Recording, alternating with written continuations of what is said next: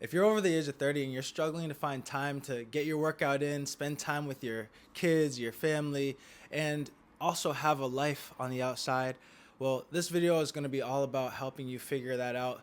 I'm about to give you the top 3 activities and habits that I would do personally if I was starting from scratch and I needed to lose weight, but I didn't have a lot of time.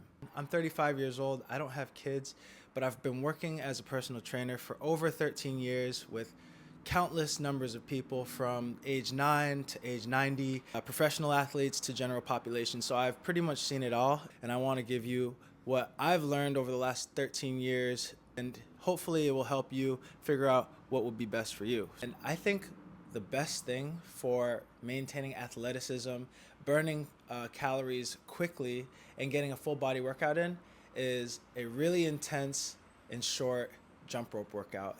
That's my number one thing that I would do.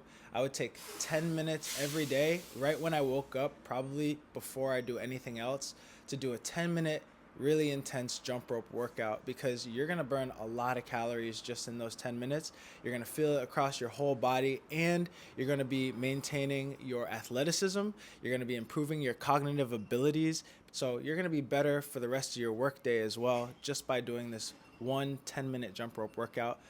On top of the fact that you're not only extending your life, but you're improving your cortisol rhythms and your hormonal rhythms, because doing an intense workout right when you wake up, it helps to manage your cortisol rhythms. You want your cortisol to be high in the morning and low at night so you can sleep, which means you recover better as well. So that's probably the number one thing that I would do if I was short for time and I still wanted to be fit.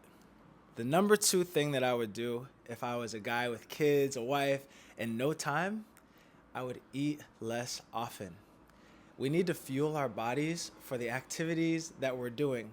We don't need fuel if we're not using energy. So, one of the main things that I learned from the book Lifespan is that eating less often actually makes us live longer. So, it's really counterintuitive when you think about how much nutrients you need and things like that. But the body is actually so resilient that when you eat less often, your longevity genes turn on and make you slow your aging. Not only that, but you'd be surprised at how much energy that you have stored in your body, which is why a lot of us become overweight, is because we're storing that energy in our body. So most of us don't need to eat as much as we do. I personally only eat twice a day, sometimes only once, and I've maintained the weight around 195 for the last 8 years doing that. So that's just anecdotal. You have to figure out what works best for you. But if I was someone who is sitting most of the day, I have a lot of work to do, I'm stressed out, and I don't get a full hour workout every day, I would just eat less often. This brings me to my number 3 point. One way to eat less, but also get your nutrients in, is make sure that the food that you're eating is whole foods. We want to eliminate processed foods by any means if you're the type of person who doesn't have a lot of time to work out. What that's going to do for you is you're going to get all the fiber that you need, which is the number one thing related to longevity. Fiber is in all plant foods. So if I was a guy who was overweight and I needed to lose weight, but I didn't have a lot of time to work out, I would eat less often, and I would eat mostly whole plant foods, because that food is going to be nutrient dense and very low calorie.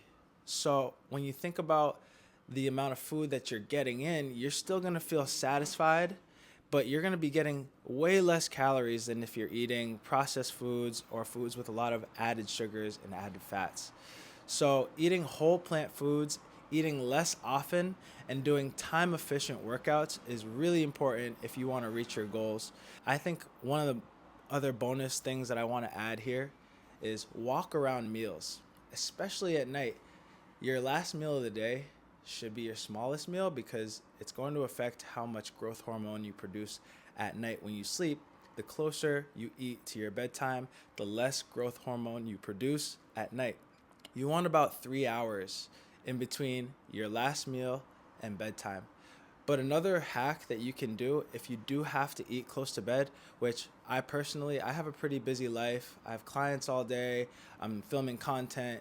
doing things like that, one of the main things I like to do after I eat is go for a 20-minute walk. What that's going to do is it's going to help to clear some of the sugar from your blood, which is the main factor for how much growth hormone you're going to release when you're sleeping. So go for walks around meals. That's going to help manage your blood sugar way better. And that blood sugar management is going to tie in directly to your metabolic activity and how much fat you burn while you're going through the course of your day. All right.